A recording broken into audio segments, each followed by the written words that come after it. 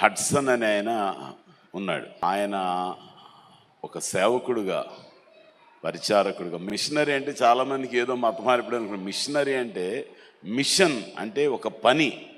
ఈ కేమ్ అన్న మిషన్. ఆయన ఒక పని మీద వచ్చాడు. ఆ పని ఏంటంటే ప్రజలను ఉద్ధరించాలి. ఆయన 33 స్కూల్స్ పెట్టాడు. ఎప్పుడు 1864 ఆ ప్రాంతంలో 33 స్కూల్స్. తర్వాత కొన్ని హాస్పిటల్స్ పెట్టారు. అప్పట్లో మద్రాస్ ప్రెసిడెన్సీ అంటే ఈ సౌత్ అంతా మద్రాసు రాష్ట్రం కింద ఉండేది. సో అప్పట్లో చదువులు ఎక్కడున్నాయి? చదువులు రావాలంటే మద్రాసు వెళ్ళి పరీక్షలు రాయాలంట. అప్పుడు ఆయన పోరాడి ఇక్కడ నుంచి అంత దూరం వెళ్ళడం ఏంటి, అందులో అప్పుడు ప్రయాణ సౌకర్యాలు కూడా లేవు, అక్కడికి వచ్చి పరీక్షలు రాయడం ఏంటని ఆ బ్రిటిషర్స్తో పోరాడి మరి బెంగళూరు ప్రాంతంలో పరీక్షలు రాయడానికి ఏర్పాటు చేశాడు. సో అంత పని చేశాడు.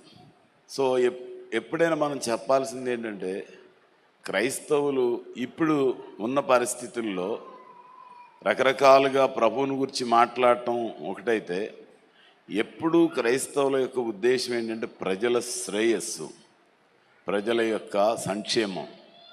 అంతకు మించిన సంక్షేమం ఎవరు చేయలేరు. It is out of their ఏమంటాం capacity, beyond their imagination.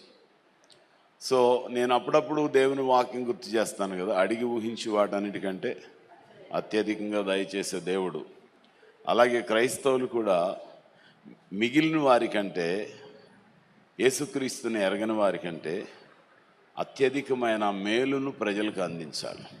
They have to excel in establishing the goodness among the people and their welfare.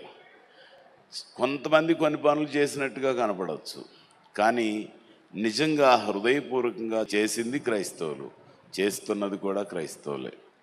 ఎన్ని విమర్శలున్నా, ఎన్ని రకాలైనటువంటి మాటలు ఎంతమంది చెప్పినా, వాస్తవం ఏంటంటే యేసుక్రీస్తుని హృదయంలో కలిగిన వారు ఎప్పుడూ మేలు చేస్తూ ఉంటారు, మేలు కలిగిస్తూ ఉంటారు.